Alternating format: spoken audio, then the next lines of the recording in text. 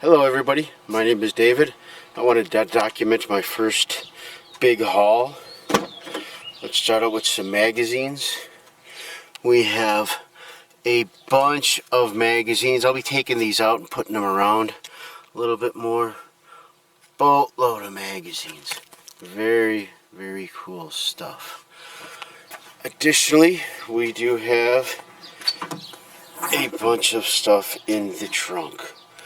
There are some 1541s. There are some chips. I specifically found some Lisa chips. Some MPS 803s. Let's get things here on the tripod. See if we can set things up properly and see what we have here. Hello everybody. This is my first video. I'll probably be making a bunch, but I thought this was fantastic. Half a keyboard. We do have half a keyboard here. It does have a Commodore key, so I'm very excited about that. I don't think it could have been a 64. I'll figure that out later. We'll work later. We have a table out here. I'm putting stuff up.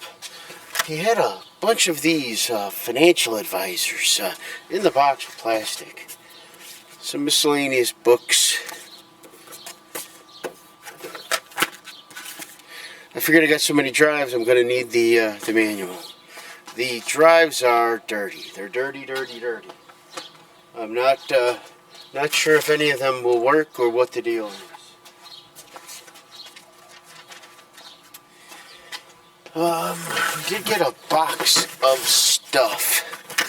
The box of stuff includes a bunch of chips, old Commodore World magazine, some MPS 801 covers, all kinds of stuff. I'll bring these out and we'll go over those in a bit.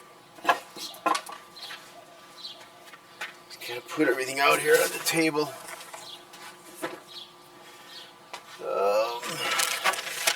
We got most of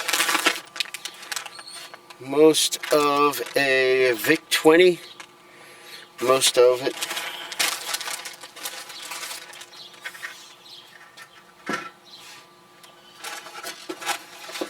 I found it amusing how some of the stuff was in the electrostatic. 64 buck. Another accounts repayable thing. If anybody wants to start using 64 for their financial stuff, let me know.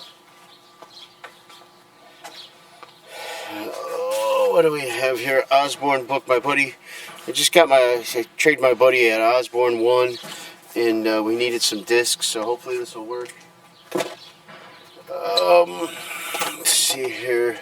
We got some more MPS 803s. Drives. I ended up with 10 1541s.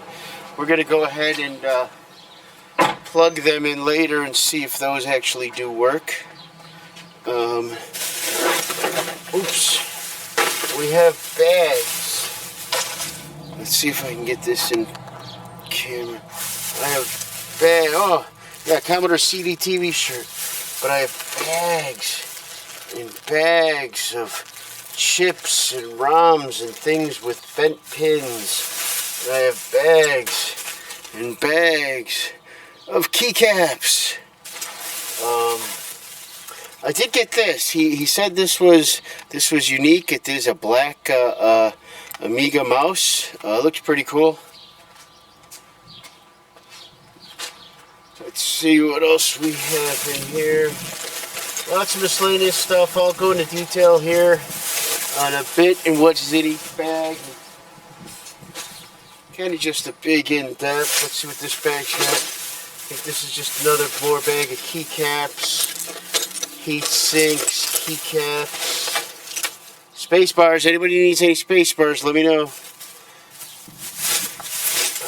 What else?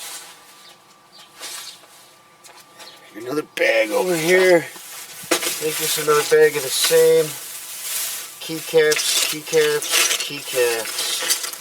There's some notebook memory. Oh, look at this bad boy. F5, F1, Yeah, good stuff here, guys. He tried telling me this was some kind of an Amiga monitor hookup thing. Gonna have to do a little research on this. If anybody knows what this is, it says CCOA maybe CCTA 2585. Got a little switch here, dongle. Maybe it's a double buffer kind of a thing. Who knows what it is? If anybody knows what this is, let me know. He did also say somewhere there was a bag of floppy buttons for Amiga drives for the Amiga 3.5s. Looks like the rest here is the drives and the 801s. I do have another star printer in the back there. Let me go ahead and take a lot of this stuff out. You see, I tried to get a couple of each different kind of drive. Let me go ahead and pull some of this stuff out here. Kind of see if I can get some stuff set up on the table, and we'll be back here in a minute. Thanks, guys. Okay, welcome back. We're going to go through some of the magazines. We got this Commodore magazine. Are you familiar with that one? Got the AC's Guide to the Commodore Amiga. This is 89. Amiga Shopper, got a few issues of those. Info, got a lot of infos. AZ Tech Amiga, these ones are actually kind of pretty cool. They actually have the floppies still inside of them. This is issue 1, number 1. Good way to start out. Lots of those. Amiga Worlds, both the big and the little Amiga Worlds. Lots of those. Amiga Format. Looks like 83, 82. Amiga Power. Sorry for the jerkiness of the video. It's my first one, so I'm not sure how these things work. Amazing Amiga. Got a few more of those. And this other one, Amiga Activity, this one actually got a CD in it. The Amazing Amigas, some of these are actually in a nice wrapper, so those will probably get opened last. These Amiga Power, these are pretty nice. Amiga Format, all these are kind of dirty, but very, very interesting reads.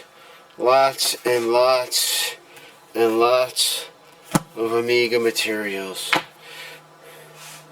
Okay, I'll be right back. Let's see what else we got. Printers. We got a couple of MPS 801s. This one looks like they ripped it right in the middle of printing. It still has the paper. We have an MPS 1200. I don't know.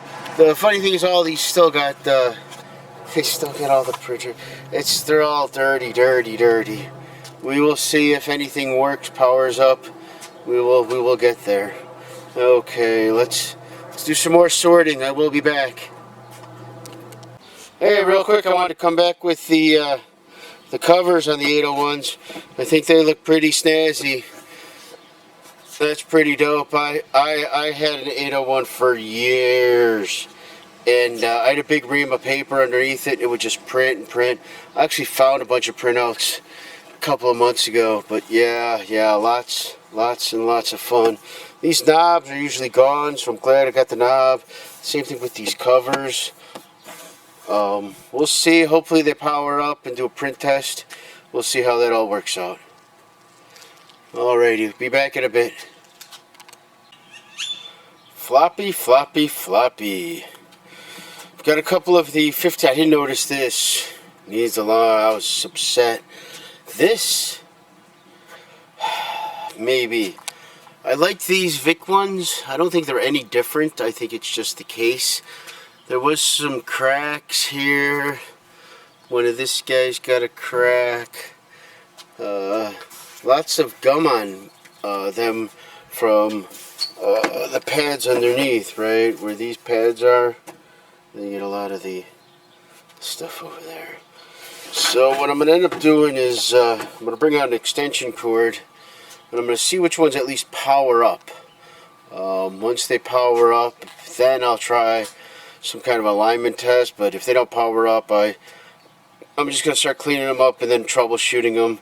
but I'd at least like to see which ones I can get, if any of them actually read drives, floppies. So we'll be back. So I have a bit of good news and a bit of bad news. Every single one of them powers up fine. That's the good news.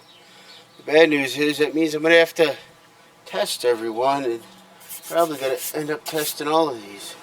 If they actually work, I'm going to try and get a bunch of these out there into the community. Very excited. Let's see what else I got here.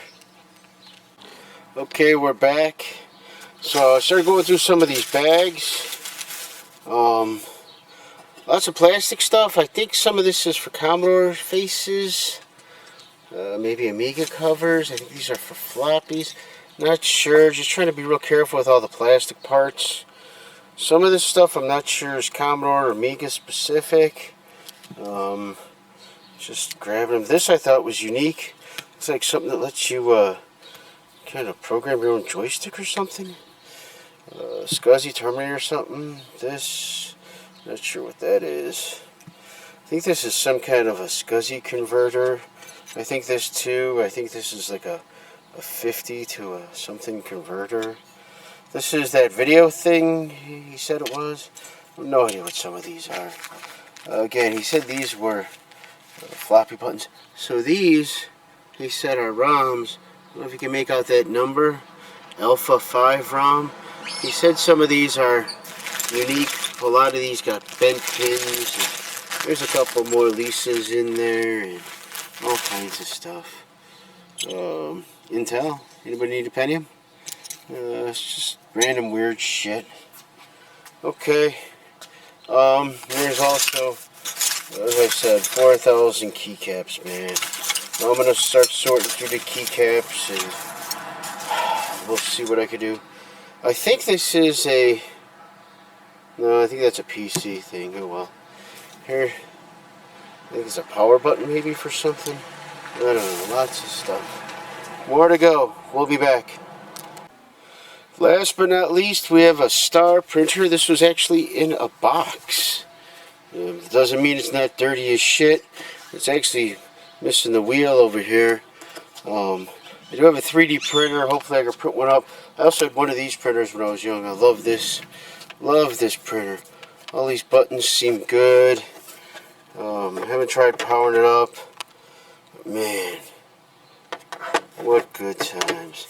I may hook this up to, I don't know, what kind of interface is it?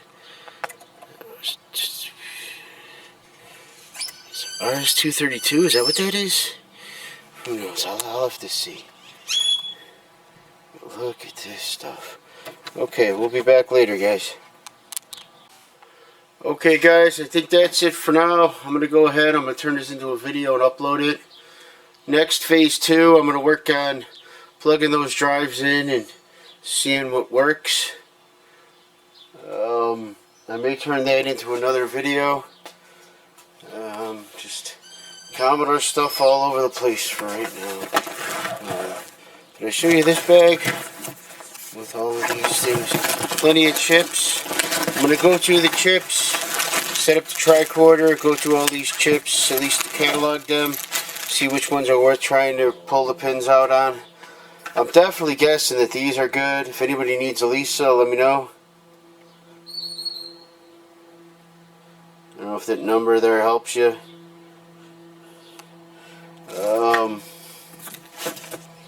Saw this one, Commodore World, the new 64. Very cool stuff. Thanks to everybody who was an inspiration. You guys know who you are. If this works out, I may do more videos. Like I said, I'm definitely going to do at least one more video showing the drives fired up, see which ones do read and which ones do write. I think that'll be kind of interesting.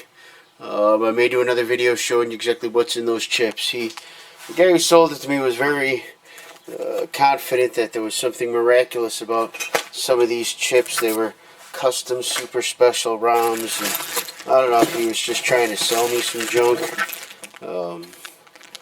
You see some of the numbers on there. Just looks like standard kickstarts to me. V4068, You go 4,000. God, some of the bends on these guys. Look at that. Wow. Like they use these to hammer some nails in. Give me some feedback. Let me know. Is it even worth it, right? If chips are this badly damaged, if I bend them, is it worth it? I've bent and broke some chips and done them back, but is it worth it for a ROM chip? Alrighty, guys, and if anybody has a inclination to read a magazine, let me know. I'm gonna see about the possibility of scanning these in, or see what already exists out there on the net, which one is dupe, and just kind of do the proper things with all this stuff. Thanks for listening. Hope you liked it, and we'll see. Maybe I'll put together some more. Thanks, guys. This is David. Talk to you later.